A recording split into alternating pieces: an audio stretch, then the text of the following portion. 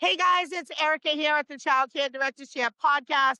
We are live here in New Jersey at the AEYC 80th anniversary, and the energy is amazing. You can hear people in the background. We are joined today with Amber, and we are going to talk about leadership. You know already my favorite topic. So before we jump in, Amber, give us a little bit about yourself. Okay. Hi. Yes. My name is Amber A. West, teacher, educator, motivator, anything that has to do with developing educators to become leaders in the classroom. I enjoy working with young children, and just making sure that whatever we do, being innovative and thinking outside the box, and also being reflected on our practices. So you said you love leadership. I Yeah. do too. What do you think the qualities are of a great leader? Oh, yes, I love that Let's question. do it. So the qualities of a great leader is definitely innovation, thinking outside the box. You're definitely going to be collaborative with your team, and you're also just going to be just thinking and making sure you're a good listener and mission driven. So definitely when you're being innovative, you're stuck into one small thing. Oh, Yeah. this is how it has to be done. You want to definitely think, be, Be out the box. think outside the Like box. Just like you 105 said, going on the road, your yes, podcast. Yeah. You're yes, taking initiative, right? yes, We don't always have to wait for someone else to make that move. If we see a need, we move, we lead, we get people exactly. recharged and like, let's go, let's fix this problem, challenge, whatever it is. As a leader, how do you pick who you want on your team? Build you up. Maybe it's something that you don't aren't as strong in. So you want somebody that has a strength in the area that you may be lacking, and that you know that you can definitely learn from. Mm, You're definitely looking somebody that you can collaborate with. Like I said, that's part of leadership. Is definitely you want to work with people that you definitely like talk to, that you share ideas off of, and not just, oh, all right, well, you do this, you do that. No, yeah, it's always about team building and having a relationship. yeah. What type of leadership style would you say you have? I will go back to the every time I'm a collaborative leader. I'm always thinking about, like, I'm always asking questions like, what do you think? How can we help? What can we do? What can we do differently? Always being reflective, collaborative, creative, so that we can do the best for our students, and definitely making sure that all students achieve. Yeah. What age group do you work with? So I'm currently working with K to 6, but I've had experience from preschool to eighth grade. Okay. And what brought you to today's conference? Yes, so I actually just finished presenting using observation as a tool for innovation in the early childhood setting.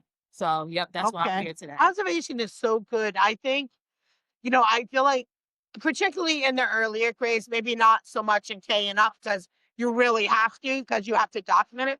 But I feel like with the younger grades, I feel like teachers don't do observations as much as they should. Mhm. And if they do, I also think that it's important to then what do you do with that information? Mhm. And are we being reflective enough in our practice to say, okay, I noticed this. How am I going to help support that student? Because I mean, they don't start learning in kindergarten, as we know, Of right? course They not. don't start. They don't start there. They start, from day one. Exactly. So I do think that, folks that are listening should really think about how are they using their observations? How are they doing their assessments? How are they closing gaps? Exactly. And so, like, with that, I really was focusing on, like, that director and the coaches and how they're using their observations to Yes. help with that growth and that of those students and Yeah. of the teacher. Yeah. Because sometimes everybody, you have to do those compliance things for the state or whatever. Yeah. But how are you empowering your Yeah. teachers? Yeah. How are you empowering your, because like you said, we want to make sure that our assessments are being actionable, whatever. So how are we using our assessments of our teachers Yep. to make actionable, and also not just doing it one time, but also being Yeah. continuous, Yes. Yeah. For sure. ongoing? Yeah. We know consistency is the thing Exactly. that makes makes the needle move for sure. I wish you could just do one thing one time and it always worked, but that's not the world, right? That's not the world. So you presented today. Yes. What was your like aha? Or what was like the most exciting thing during your presentation for you? For me, it was just like I came to the presentation. I was like telling them like, this is my first time actually doing it with people I don't know. So Yeah, I've done different presentations, but it's always been the people that I know. sure. And I told them You stepping up. exactly. You stepping up, girlfriend. I see you.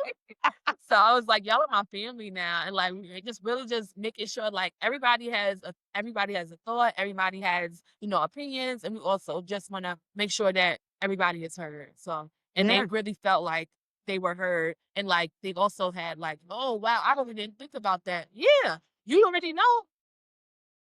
Just for bringing it to your attention. So, yeah. What's one piece of advice that you would give to a new director coming into the field? So I would give a director to say, tell them, get to know your staff, build that relationship first, and then everything else will come.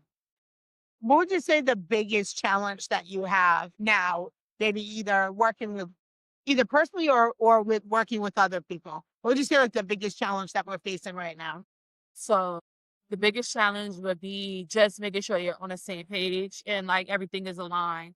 So if your mission isn't the same, if your vision isn't the same, it's not going to work. It's not going to get the students to get to know their ABC. Not going to get the students to pass that state test if your vision isn't aligned. Yeah. So if you don't have a something that's aligned to each. Yeah. That's why I asked you, how do you pick who's on your team? Yes. Because they got to be able to see your vision, Exactly. your mission. And like you said, we're not always going to agree, but if they're not bought into high quality or they're not wanting to whatever your school is moving towards, it's the very long road. So is there anything that I didn't ask you as we wrap up that you would like to leave the audience with? Definitely just be open, be curious, have fun with your staff, and everything else will come. Okay. The most important question I'm going to ask you right now. Okay. What's your favorite kind of ice cream? My favorite kind of ice cream is Haagen-Dazs white chocolate raspberry truffle. Well, that sounds good. That Yes. sounds good. All right, guys, you heard it here first on the Child Care Directors Chair podcast. We are signing off from New Jersey, AEYC.